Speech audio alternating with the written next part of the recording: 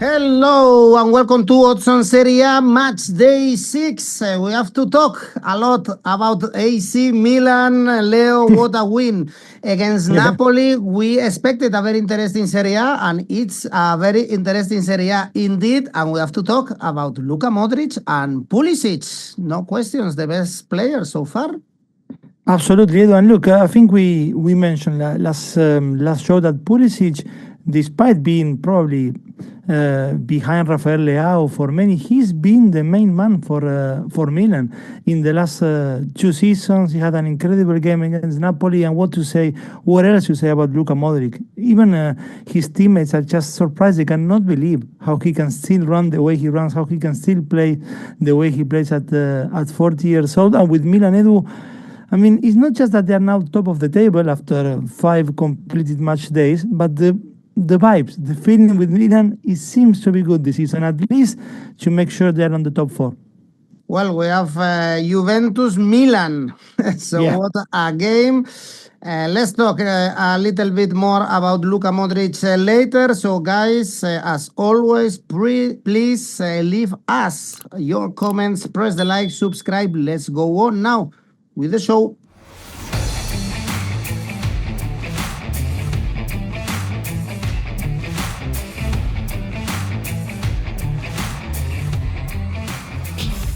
And the first game is on Friday. Verona Sassuolo, important one for the relegation battle. 3 points for Verona, still winless. And also out of Coppa Italia, we expected them to struggle. Leo, they are struggling. Even for the bookies, they were favorites to go down ahead of Sassuolo. And Sassuolo got the second win of the season, but away all defeats, trying to grab the first points away from home.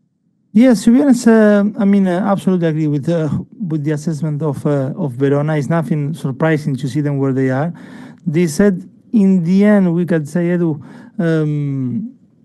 it wasn't not a great weekend for both, but not the unexpected with Verona losing at the Olimpico, but for Sassuolo, yes, it was a very good one. They started the game almost perfectly, going up to 0 against Udinese in 15 minutes, I believe, Edu. It was great because Sassuolo's first goal, they had all their front three combined. It was a very nice opener.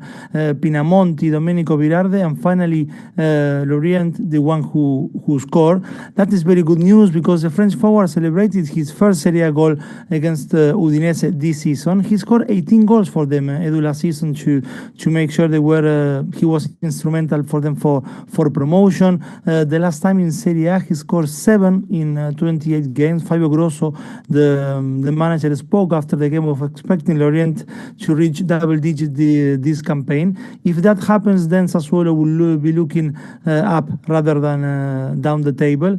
In midfield, they have Nemanja Matic. He's having a very good start to the season. He's completing the 90 minutes. He's 37. Let's not forget that. The experience in the pivot position is with him. The experience in attack goes, of course, with the captain Domenico Berardi. With Matic, we are talking about someone who won 3 Premier Leagues, who 3 seasons ago in Roma, he did very well in those 35 games he played for the Giallorossi, and he left very good memories in the capital too. They have a very good goalkeeper in 𝗵𝐵, which is key when you are fighting to avoid relegations. I remember 4 or 5 years ago, Edu, probably the season of the pandemic, when Sheffield United in the Premier League, they stay up because in a big percentage because they have Dean Henderson in goal now at Palace, who did very, very well when he was on loan from Manchester United. Well, in 𝗵𝐵's case, he's also on loan from a team from England, in 𝗵𝐵's case from Ipswich Town, and again, they have a very good goalkeeper in him. Verona is still a winless start, 2 goals only scored so far in the campaign. As the bookies, you could tell by the odds that they are pointing probably to a draw, but I'm taking here, Edu, the Sassuolo route. 𝑋2 for me, 2.8. Okay, if you are more cautious, of course, you have the option for a draw, no bet, probably around 2. If there is a draw, which seems also likely, you get your money back. 2 wins this season, Sassuolo, also 2 wins for Lazio playing at home against Torino. The second win came in Genoa after losing the derby. Torino, Leo, only one win this season in this stadium, actually, in the Olimpico against Roma. After this, lost to Parma and lost to Atalanta. Now, they're arriving in crisis. I mean, Marco Baroni's team, Torino. And actually, it's the return of Marco Baroni to the Olimpico after he left Lazio this summer. And for the Laziale, we got the first taste of Sarri ball of the season on Matchday 5. It was a very good away win in Genoa for them. There were high points in Mattia Saccagni, Matteo Cancellieri, Tati Castellanos. Actually, they all scored, and the Argentinian also assisted Cancellieri for the first one. Lazio could have won by larger margin. There are no grace so far for them. 2 wins, 3 defeats. And as I said, for Torino, they will arrive in crisis. Just 1 win, 10 goals conceded. That's too much. And they lost on Monday night against the Parma side that was winless to that point. So for me, here it's very clear that despite Torino having won their only game in that same stadium with that very good goal from Simeone, I personally don't see that happening again. That's why my take here for Lazio Torino is Lazio halftime, full-time market, 2.65. All right, so they win at the halftime and they keep this advantage. You mentioned Parma getting the first win of the season against Torino on Monday with Pellegrino scoring both goals. Now 5 points. Lecce, I guess it's a positive, the draw with Bologna. I guess, but again, still winless. There are 5 teams without a win in Serie A. Absolutely. Yes, I mean, of course, we can say it was a positive one for Lecce, the 2-2 with Bologna, especially because they equalized on added time. It was an unforgettable night for Francesco Camarda, the teenager on loan from Milan. He scored his first Serie A goal of his career. If he will become the 𝐿𝐵𝐴 from last season, the man that saved Lecce from relegation, we don't know. Probably not, but this is a good start for him. It's always nice to see a young man scoring his first goal. He was so happy, to be honest. But still, yes, winless anyway. And another team who have conceded 10 goals already. I said that before with Torino, where the same goes with Lecce. And for Parma, first managerial win of Carlos Cuesta's career. He was another happy man on Monday. It was the most attacking display of the season for me in regards to Parma. Yeah, mostly, or it's true, the first half or the first 40 minutes up to Matteo Pellegrino's penalty to make it 1-0. Torino was the one dominating the game. But after the Granata equalized in the second half, they kept looking for the winning goal. Matteo Pellegrino scored, as you mentioned, the brace. He missed an incredible chance with a header in front of goal with the game 1-1, but then afterwards he redeemed himself with the second one. Before Monday, he scored this season in Coppa Italia, but in Serie A, his last goal was in April for Matteo Pellegrino. And I wouldn't be surprised anyway if Scaloni calls him probably between today and Friday for the October friendlies. He's still looking, Scaloni, for that third number 9 after Julian and Lautaro. There was a chance for Tati Castellanos last year. Hernan Lopez from Palmeiras, he got his chance in September, at least for a collab. He didn't play a single minute. But it wouldn't be so crazy to believe that Matteo Pellegrino could make it into that list for October. Matteo Pellegrino to score anytime on Saturday against Lecce. That is at 3.35. But anyway, I wouldn't go that far. My take here is both teams to score no. Odds of 1.73. Inter Cremonese is the next one. Cremonese already won in San Siro. Remember, match day 1. Good memories. But good memories about the season. 9 points, still undefeated. They grab a draw in Como, which is not easy. So great start still for Cremonese. Inter, Leo, good reaction after losing this Derby d'Italia with all the games won without conceding a single goal, including the goal or the game in Cagliari with Lautaro scoring, a player that was struggling, and also in Champions League against Slavia.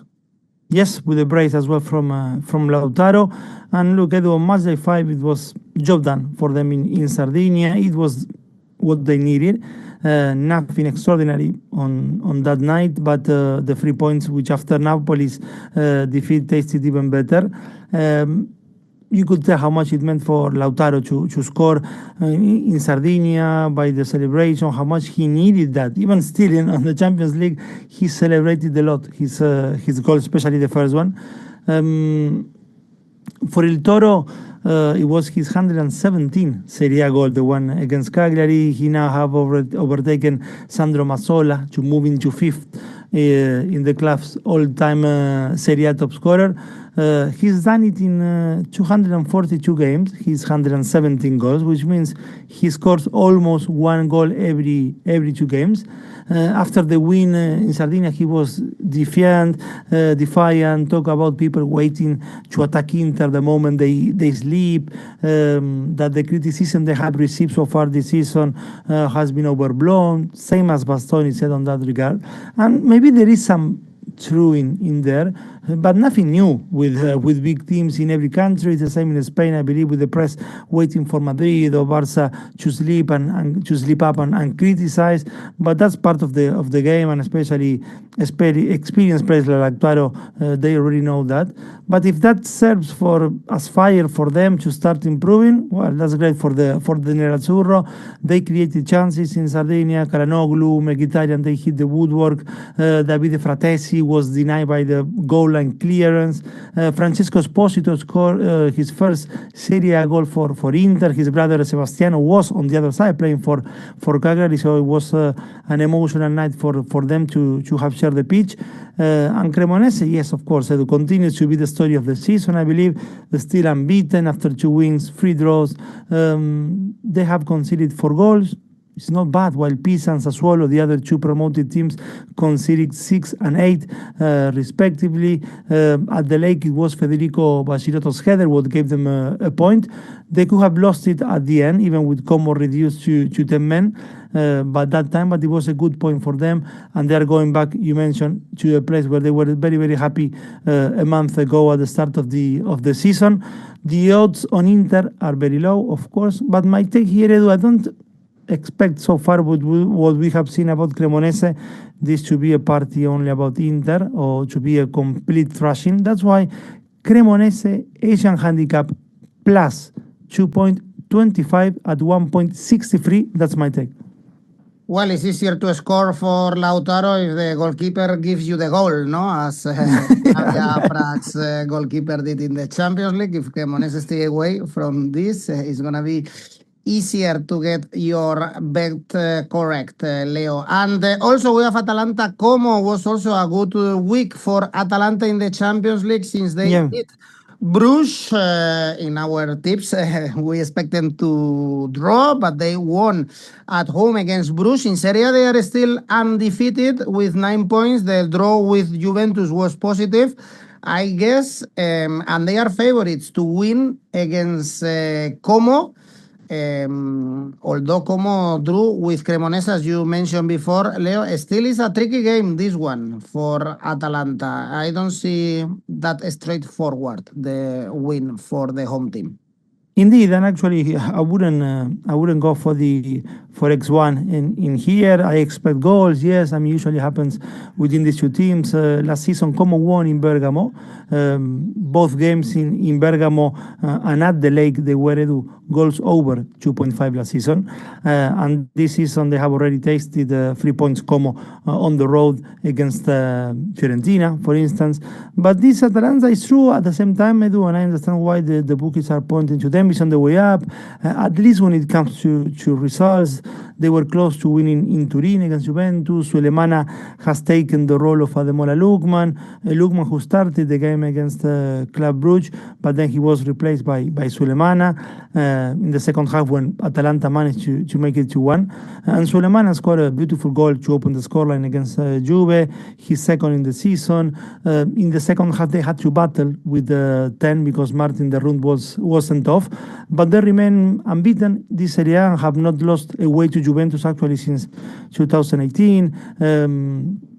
And what they showed against Club Brugge on Champions League was a show of character to win it from behind. I won't get tired of saying that 𝗪 who scored the equalizer actually on Tuesday night, is one of the best trequartistas in Serie A. Of course, he lacks consistency. That's why we don't see his name very often, but he wears the number 10 and he's very, very talented. It's funny that 𝗀𝐻 trying to get himself a point, saying that he found 𝐬𝐵 at Southampton when 𝐬𝐵 was practically out of the squad, and he said, listen to this, in a way I discovered him. He said of 𝐬𝐵 Ivan 𝗀𝐻, you could tell that he needs something for himself these days. And for Como, another game in which they score first, but then they drop. They stop playing with the same intensity, with the same desire, like waiting for the time to pass, collect the 3 points, clock out from work and go home. It happened with Genoa this season at home too. With Fiorentina, although they won, they needed to fall behind to react. With Cremonese, they only reacted once the game was tied.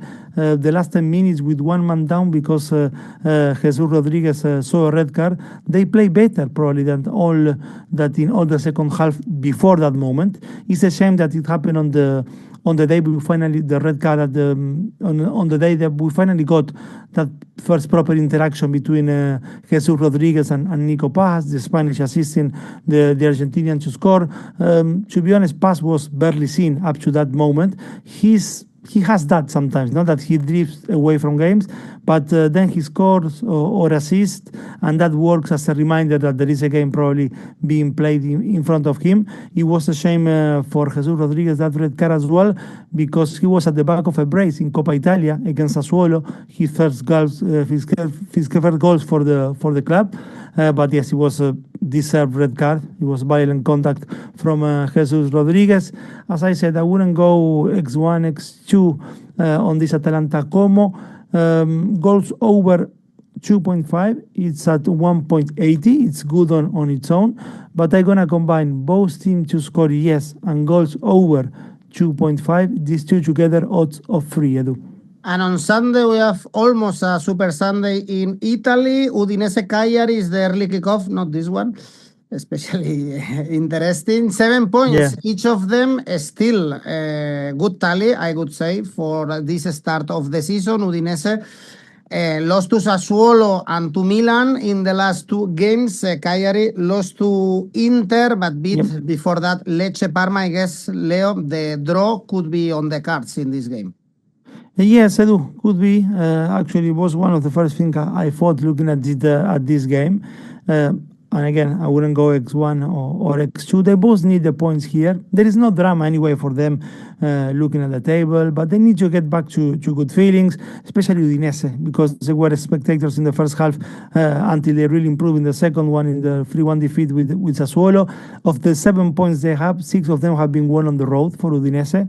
As much as I'm saying the Fruliani was poor in the first half, in the last match day, they had 2 penalties overturned by the VAR, which could have changed the course of the game. When Kenan Davis reduced the deficit 10 minutes into the second half, I thought, well, now Udinese might change things around or rescue at least a point. But when you concede 2 goals in the first 12 minutes of the game, from them on, it's very difficult. And they cannot afford to start the same way now with Cagliari. There was some criticism to Arturata, Udinese, 22 years old defensive midfielder, who did not have a very good game, and 𝗀𝗏 pushed him a lot or a bit in the press conference. He has right in him, he said, but he needs to improve. Cagliari will provide a challenge for Udinese. It's going to be an aerial battle, this one, Udinese-Cagliari, because Udinese being very good at set pieces, especially with Kenan Davis. It's a team, Udinese, Udinese that attacks from the wings and crosses the ball a lot, trying to find Kenan Davis. And Cagliari is probably one of the tallest teams, not just in the Serie A, but in Europe. The Sardinian, they lost Andrea Belotti with an injury against Inter. That's a handicap on that aerial battle. Cagliari is true that this happens even more when they play at home, but this is a team that likes to push for corners, trying to exploit this being one of the tallest teams in Europe. As I said, Udinese, a team who finishes usually with a cross. That's why my take here is the corners market, Edu. Corners over 9.5, odds of 1.91, my take for this Udinese Cagliari. Bologna Pisa is our next game. Pisa is still winless with only 2 points, but they got a point in the derby against Fiorentina, and all the games were very close. They haven't been thrashed yet. Bologna playing in Europe, remember, and couldn't beat Lecce, lost to Aston Villa. They didn't have the best week of the season, Leo. Yes, it was a mixed few days for them, actually, because even undefeated on that match in Villa Park against Aston Villa, they competed. 𝗀𝗵𝐿𝐻𝐿 saved a penalty. Aston Villa had many other chances. But overall, I think the performance of Bologna at Villa Park, it wasn't bad. Santi Castro should have scored that Thursday night. But probably Bologna's decision-making in the final third is what they got wrong. Also, we all know that Aston Villa likes to play with that high line. They didn't know how to work that out. 9 times they fall on offside, which is a bit too much as well. That one in England was the third defeat of the season for them, and all of them away. And back from Via del Mare on Sunday with a point was not good enough for them. It would have been a precious victory, and they dropped 2 points on added time, as I said, with that Camarda's goal. It could have gone worse as well, because in the first half, Lecce scored only 13 minutes into the game, and they hit the woodwork as well moments later. For Riccardo Orsolini, who scored the 1-1 with a penalty, it was the third goal in 5 games so far this season. Jens Odgaard came on the second half and scored his first of the season for Bologna. Jonathan Rowe, the English forward that arrived from Olympique Marseille, played from the start, but with no big impact, I would say. With Pisa, the responsibility will lie completely on Bologna, for whom so far is 2 games at home and 2 wins for Bologna. Pisa can look back to Matchday 5 and feel good with that 0-0 against Fiorentina. They are winless still, but in a derby, the first amendment you have or commandment you have is please do not lose it, and they done that. Going into Sunday, I will be surprised anyway if they come out with something. That's why my take here is Bologna to win. Remember, Bologna have won their previous 2 games at home this season. Bologna to win, combined with Bologna first team to score. These 2 together, odds of 2.41.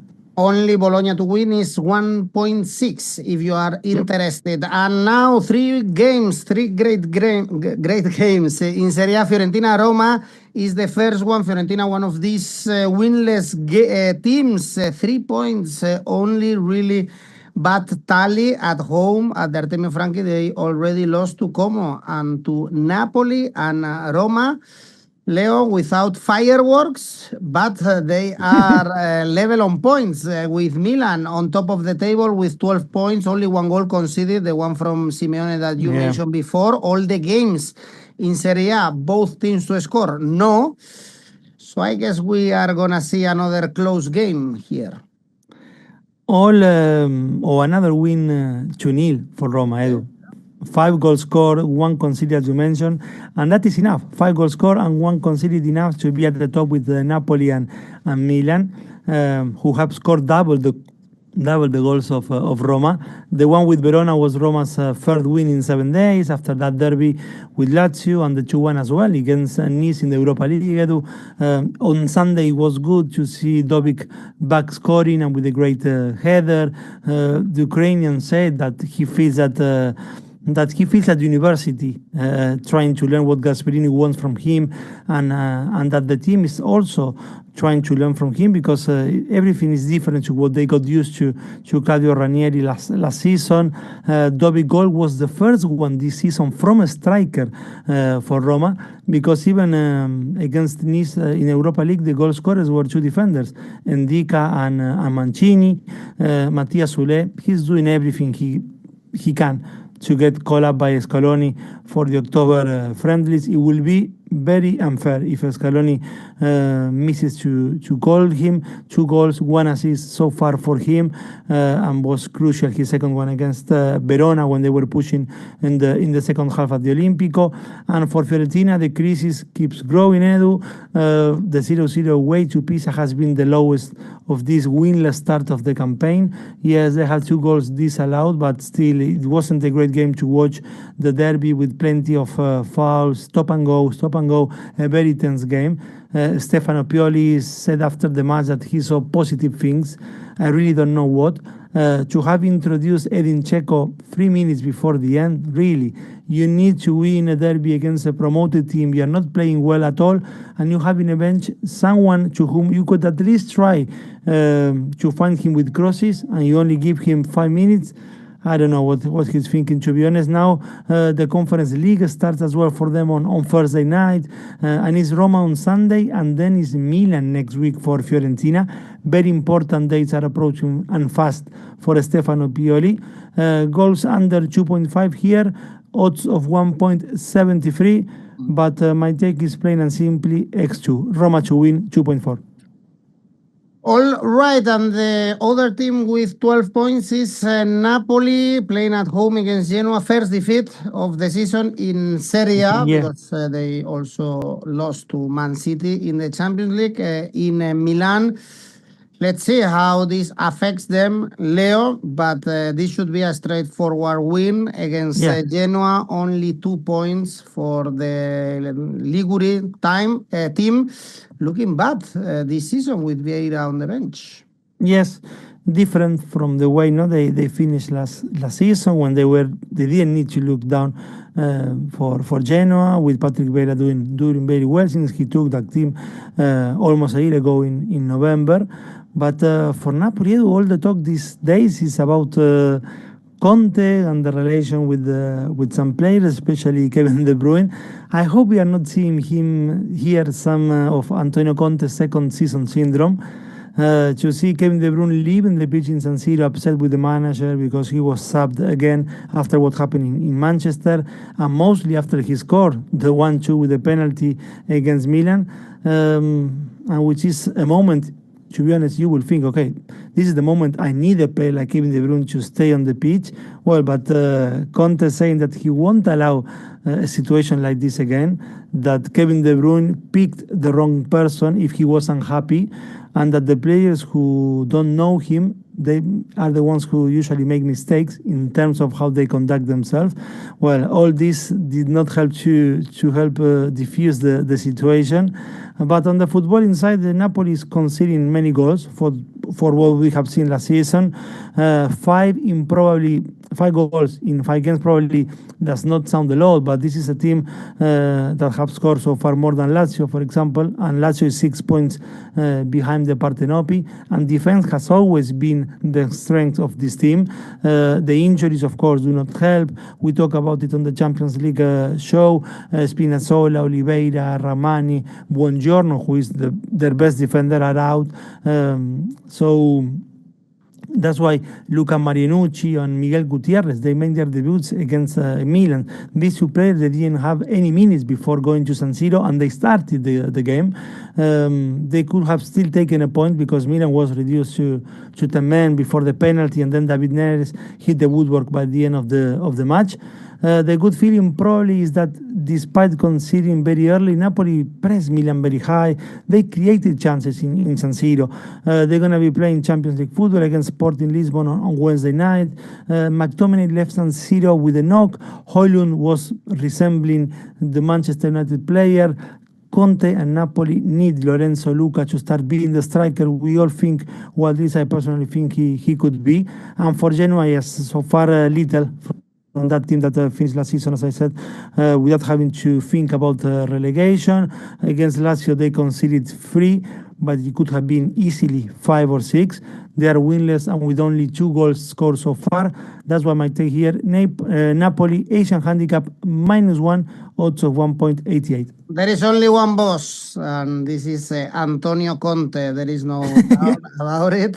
But you have De Laurentiis, Antonio Conte, and Kevin De Bruyne. No, everything can happen in this ladder. And the best game in this match day, Juve Milan. What a game! This one with Milan really optimistic after beating Napoli at home, but they've been improving and improving week after week after the defeat against Cremonese. Another big boss, Max Allegri, managing the team, but Pulisic has been the best player so far in this Serie A, really in form. And what to say about Luka Modric? Not only the quality, not only he's the first one in stats by passes in the opposition half, by so many other variables, but the attitude, the way he celebrated the win against Napoli, he looks like a youngster. And Juve 3 consecutive draws. Leo, after winning the Derby d'Italia, perhaps we see goals. I expect a good show at least here. Me too, Edu. Me too, and my take is gonna point to that way. And yes, he's carrying the team, Modric. Definitely, Edu. There is a sense that something could happen because they have Luka Modric in the team, and a little bit of like Argentinian players with Messi, that they look after him and they want to win things with him and for him. Well, maybe Luka Modric, even though he just arrived to Milano, he's building that with his teammates. They are enjoying Milan, Edu, I believe, the best time in a year.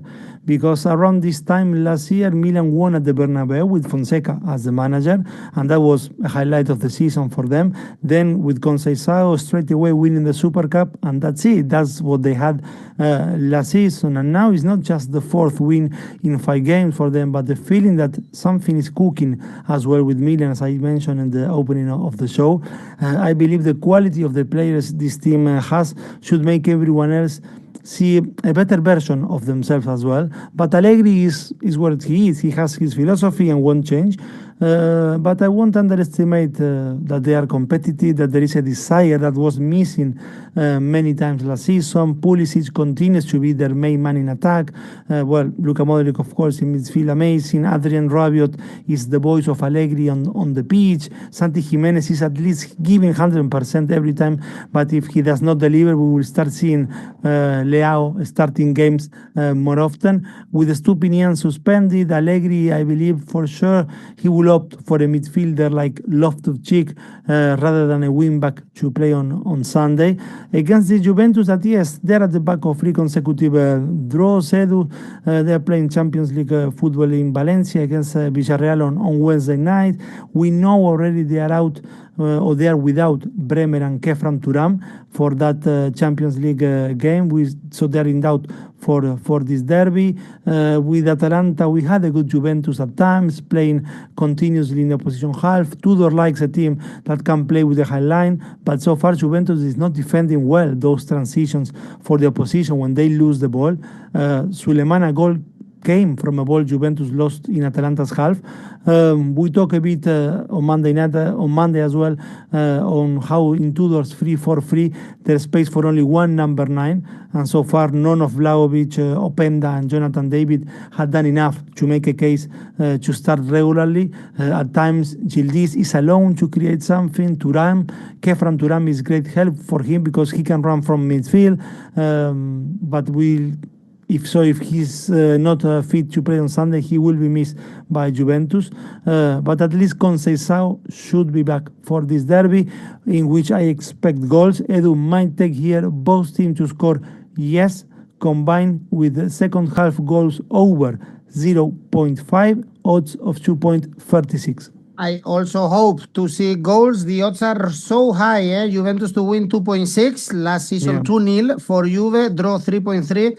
Milan to win 2.8. Milan won in the Super Cup last season. Juventus at home in San Siro in Serie A was a draw. So everything can happen. So difficult to go for 1x2 in the game of the weekend in Italy. Guys, as always, remember we have our tipster competitions going on. We are now in October, so another chance for you to win some cash money thanks to the monthly tipster competition. And as always, remember that we have rivals for you. Just create your tipster competition with your friends and play with them.